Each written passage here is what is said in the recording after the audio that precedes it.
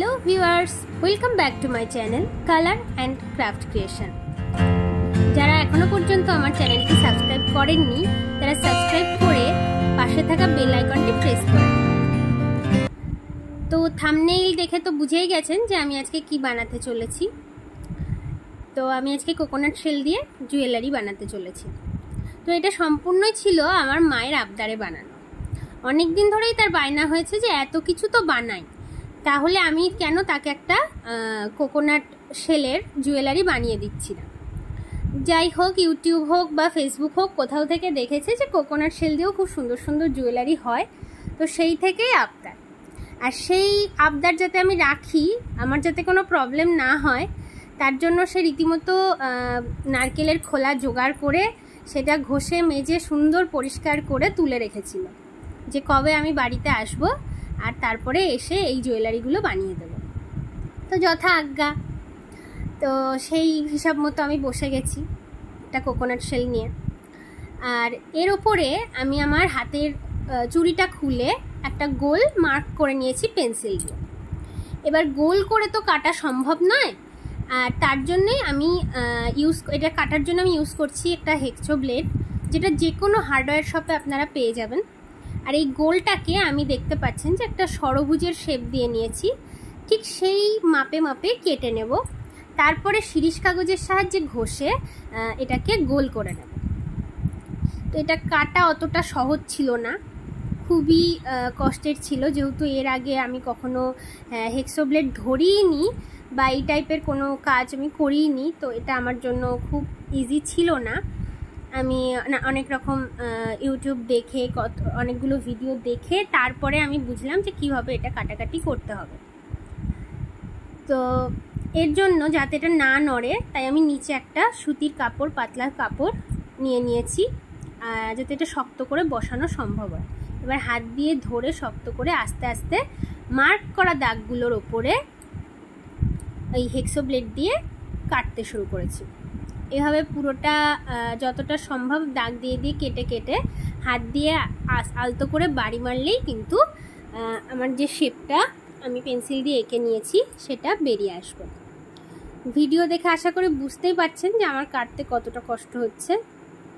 মানে এটা প্রচণ্ডই ডিফিকাল্ট ছিল আমার জন্য কাটা, তবু অনেক কষ্টে কেটেছি। আর দেখুন, এই কাপড়টা দেওয়ার কারণ হচ্ছে প্রথমত যাতে এটা না নড়ে, আর এর যে ধুলো, মানে ধুলো ঠিক বলবো না, কাঠের গুঁড়ো, কাঠ কাটার সময় তো কাঠের গুঁড়ো বের হয়, তো সেই গুঁড়োগুলো যাতে এদিক ওদিক না উড়ে যায়, তাই জন্যই কাপড়টা দিয়ে নেওয়া। আর মনে রাখবেন যে এই কাঠের গুঁড়োগুলো ফেলে দেবেন না, এটা পরবর্তীতে অনেক কাজে লাগতে পারে। তো এক টুকরো শিরিষ কাগজ নিয়েছি। এবার যে কোণগুলো হয়েছে সেই কোণগুলোকে আমি এইভাবে ডলে ডলে ডলে ডলে সুন্দর গোল শেপ দিয়ে নিয়েছি।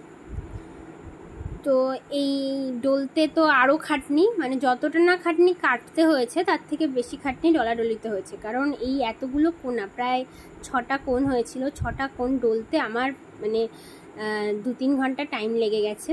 আপনারা ভাববেন না যে আমি এক টানে বসে এটা বানিয়ে ফেলেছি। তো বেশ সুন্দর একটা গোল শেপ এসে গেছে।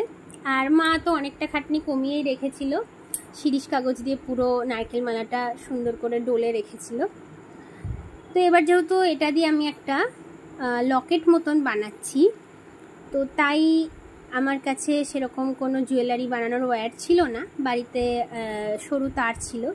সেই তারটা আমি পেছনে যাতে মানে যে কোনো টার্সেল বা চেনের সাথে এটা পরা যায়, তার জন্য এরকম পেছনে একটা আংটা মতন প্লাসের সাহায্যে করে নিলাম। পেছনটা এমসিল দিয়ে সিকিওর করে দেব, আর নিচে 3টে আইপিন দিয়ে দেব, যাতে কয়েকটা বিডস বা পুঁথি যাই আপনারা চাইবেন আপনাদের পছন্দ মতো। আমি বিডস দিয়েই কমপ্লিট করেছি কাজটা। কিসের বিডস সেটা আমি পরবর্তীতে বলছি, ভিডিও দেখলেই বুঝতে পারবেন। তো এইবার এই এমসিল দিয়ে 3টে আইপিন আমি সিকিওর করে দেব। এমসিল শুকোতে বেশি সময় লাগে না। আমি কিন্তু সবগুলো জিনিসই হেক্সো ব্লেড বলুন, আর এই শিরিষ কাগজ আর হচ্ছে এমসিল, সবগুলো আমি হার্ডওয়্যারের দোকান থেকে পেয়ে গেছি। আপনারাও যে কোনো হার্ডওয়্যারের দোকানে গিয়ে খোঁজ করলেই এগুলো পেয়ে যাবেন। খুব একটা বেশি দামও পড়ে না, সস্তাতেই হয়। তো এবার আমি এর ওপর একটা ছোট্ট করে লোটাস এঁকে নিচ্ছি। আমার মনে হয়েছে যে পুরোটা রং করলেও পারতাম, কিন্তু এতে করে নারকেলের মালয়ের যে নিজস্ব বৈশিষ্ট্য মানে যে কালার, সেটা বোঝা যাবে না। তো তার জন্য আমি নিচে হালকা করে একটা লোটাস এঁকে নিচ্ছি। যে কোনো ডিজাইনই করা যেতে পারে, বা আপনারা চাইলে নিজের ড্রেসের সঙ্গে ম্যাচিং করে কালারও করে নিতে পারেন। আমার মনে হয়েছে যে আমি এখানে নারকেল মালা দিয়েছে এটা বানানো, এটা যাতে বোঝা যায়, তাই আমি পুরোটা রং করব না। এর যে ব্রাউন কালারটা সেটাকে আমি সুন্দর করে ফুটিয়ে তুলব।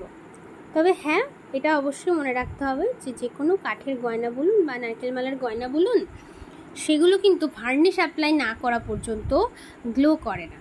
আর এগুলো যেহেতু মানে ম্যাট ফিনিশে ভালো লাগবে না, তাই আমি গ্লসি ভার্নিশটাই ইউজ করেছি। আমি এখানে এশিয়ান পেন্টসের যে ভার্নিশগুলো পাওয়া যায়, উডেন ভার্নিশ, সেটা অ্যাপ্লাই করেছি। মনে রাখবেন যে রঙটা পুরোপুরি শুকিয়ে যাওয়ার পরেই কিন্তু ভার্নিশটা অ্যাপ্লাই করবেন, নইলে কিন্তু এটা অতটা মানে রঙটা ছড়িয়ে যাবে, রঙটা সুন্দরভাবে থাকবে না। আর আমি এখানে যদিও 1 কোট ভার্নিশ অ্যাপ্লাই করা দেখিয়েছি, কিন্তু পরবর্তীকালে আমি আরও 3-4 কোট ভার্নিশ অ্যাপ্লাই করে নিয়েছি। প্রত্যেকবারই ভালো করে শুকানোর পরে আর 1 কোট করে ভার্নিশ অ্যাপ্লাই করেছি। তো এবার বাকি কাজ, এই যে বিডসগুলো দেখছেন, এই বিডসগুলো কিন্তু ক্লে দিয়ে বানানো।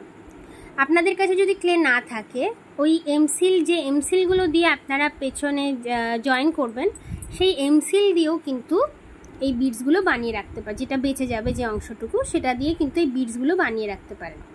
আমার যেহেতু ক্লে জুয়েলারি বানানোই হয়, তো তার জন্য আমি এরকম ঘরে বিডস বানিয়েই রাখি। এবার আইপিন দিয়ে এই নিচে 3টে বিডস ঝুলিয়ে দেব। মাঝখানের বিডসটা একটু বেশি ঝোলাবো, আর বাকি দুপাশের বিডসগুলো একটু ছোট করে একই মাপে ঝোলাবো। এতে করে দেখতে অনেকটা সুন্দর লাগবে। এখানে আপনারা যে কোনো কালারের বিডস আপনাদের পছন্দ মতো ইউজ করতে পারেন।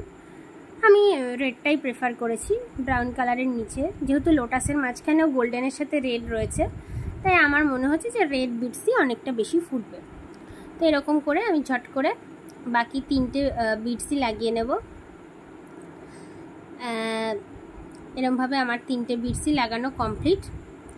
এবার যে সুতোটা আমি ব্যবহার করছি, এটা গলায় পরার জন্য, এটাকে বলা হয় ডলি সুতো। যে কোনো স্টেশনারি শপ বা জুয়েলারি মেকিংয়ের জিনিসপত্র পাওয়া যায় যে শপগুলোতে, সেগুলোতে আপনারা এই ডলি সুতো কিন্তু পেয়ে যাবেন অনায়াসেই। আমাদের এখানে এগুলোকে ডলি সুতোই বলে। আমি জানি না আপনাদের ওখানে অন্য কিছু বলে কি না। যদি অন্য নাম থাকে আমাকে কিন্তু কমেন্ট করে অবশ্যই জানাবেন। এবার আমি এটাকে পরে দেখাচ্ছি যে কেমন লাগছে। এটা আপনারা যে কোনো শাড়ি বা ড্রেসের সঙ্গে কিন্তু হালকা জুয়েলারি হিসাবে ক্যারি করতে পারেন। আমার ভিডিও সকলের কেমন লাগলো জানাতে কিন্তু একদম ভুলবেন না।